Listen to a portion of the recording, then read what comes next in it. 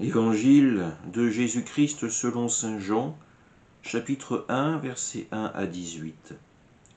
Au commencement était le Verbe, et le Verbe était auprès de Dieu, et le Verbe était Dieu. Il était au commencement auprès de Dieu. C'est par lui que tout est venu à l'existence, et rien de ce qui s'est fait ne s'est fait sans lui. En lui était la vie, et la vie était la lumière des hommes. La lumière brille dans les ténèbres, et les ténèbres ne l'ont pas arrêtée. Il y eut un homme envoyé par Dieu, son nom était Jean.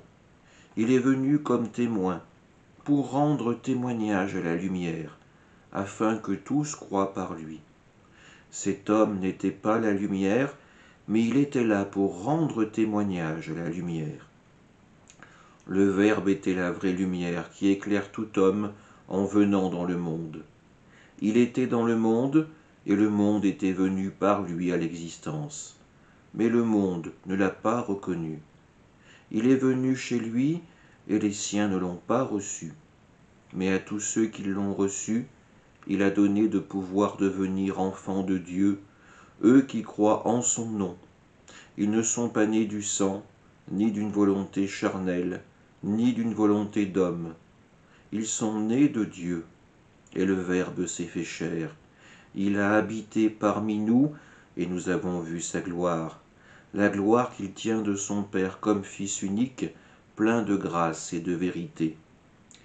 Jean le Baptiste lui rend témoignage en proclamant « C'est de lui que j'ai dit, celui qui vient derrière moi est passé devant moi, car avant moi il était. » Tous, nous avons eu part à sa plénitude, nous avons reçu grâce après grâce, car la loi fut donnée par Moïse, la grâce et la vérité sont venues par Jésus-Christ.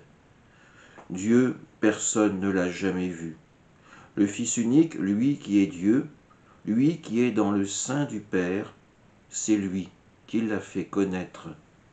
Acclamons la parole de Dieu. Un texte assez long, assez dense qui nous est proposé aujourd'hui avec cette ouverture de l'évangile de saint Jean. L'évangéliste nous rappelle tout d'abord une chose essentielle, cette unité entre le Père et le Fils. Le Père est le Créateur, c'est de lui qu'émane toute source de vie. Le Fils, lui, sera la parole du Père. Par la parole, tout s'accomplit, tout devient réel. La mission du Fils, faire entendre sur notre terre cette parole de Dieu.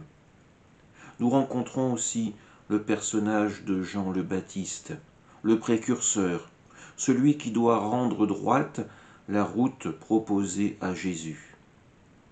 Lui aussi reconnaîtra la primauté du Christ. Il était bien avant lui, car il était auprès du Père.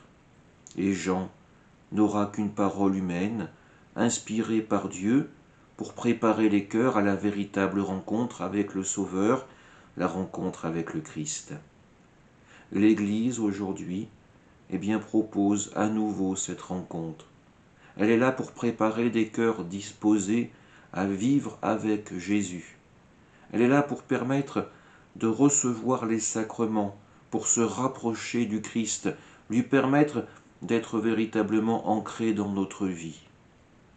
Alors oui, nous pouvons sans doute relire ce prologue de saint Jean, y voir toute la grandeur et la beauté de Dieu, mais avant tout, n'oublions pas une chose essentielle, c'est que Dieu a envoyé son Fils pour vivre à nos côtés, nous soutenir dans nos vies humaines et nous permettre d'avoir cette espérance folle en la vie éternelle. Amen.